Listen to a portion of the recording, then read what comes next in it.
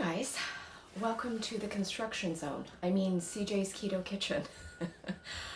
We are currently undergoing construction in our neighborhood, so please excuse the beeping. Welcome to our channel.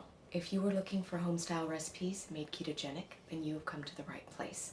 My name is Sarah, and tonight we are going to be making an easy and cool, heading into summer treat, and it is going to be key lime popsicles. So come along with me and let's get started.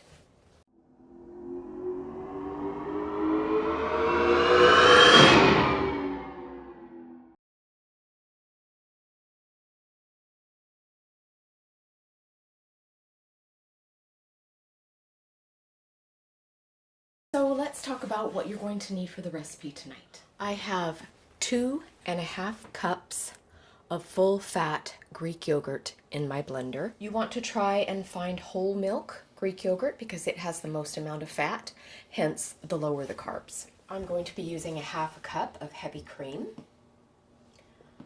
I have 1/2 cup of confectioner's sweetener. I'm using Swerve. You can use whatever kind of low-carb sweetener that you and your family enjoy or that you tolerate well.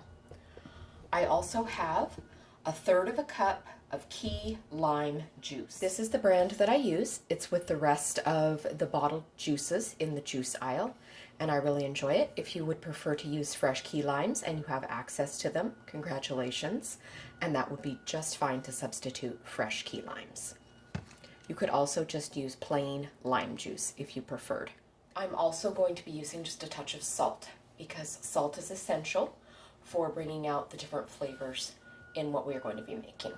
I also have the zest of 1 lime, and as an optional step, I will be adding a couple of drops of green food coloring because I would like my popsicles to be the color of what I am creating, but that is completely optional, and if you just want yours white, that is completely fine also. So I already have the yogurt, as you know, in my blender, so we're going to go ahead and start adding the rest of our ingredients. So this is my 1/2 cup of heavy cream that I zested before I began the recipe, and this again is just 1 zested lime. I'm going to be putting in a couple shakes of salt. This is optional, but I do feel like salt with sweet helps bring out the flavor. Excuse me, I'm going to be adding my optional food color. Try not to get it on my fingers because then my fingers will be green all day. So I'm just going to blend this up and then I'm going to taste it to make sure that the sweetness level is where I would like it to be. I'm going to scrape the sides with my spatula just to make sure that all the zest gets in to our popsicles.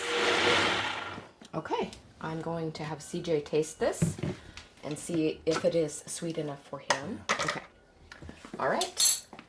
The man of the house has determined that it is sweet enough, so we can start pouring into our molds.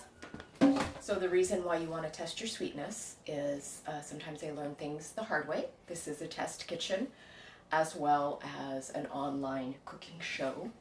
So a lot of times I will test a recipe ahead of time, and I failed to test the level of sweetness in my test batch. The consistency was perfect, the taste was very good, but it had almost no sweetness, and so I definitely recommend testing before you put it in your molds. All right, so I am going to try and fill about, like that, yes, so good. I'm going to try and fill about 6 of these because I want to do a couple of the Dixie cups, just so I can show you an alternative freezing vessel. And these are going to freeze in about 3 to 4 hours. And then generally I will put my silicone mold into some warm water, and that kind of helps me get all of my popsicles out. And then I will usually take all my popsicles out and freeze them in a Ziploc baggie. Okay, so there's about 6. I'm going to put some into my little Dixie cups. I'm going to stick my spoon in there. It's fairly thick because it's got a yogurt base, so it should freeze nicely. So you don't have to have a popsicle container. You can use whatever you have around the house, and of course this would be ideal for making popsicles with your kids or your grandkids or your nieces and nephews. All right, there they are. I'm going to put them in the freezer and we'll see you in about 3 or 4 hours. Okay, I'm going to put my silicone top on. So we always have this particular popsicle mold linked in our Amazon favorites, which is always in our video box description.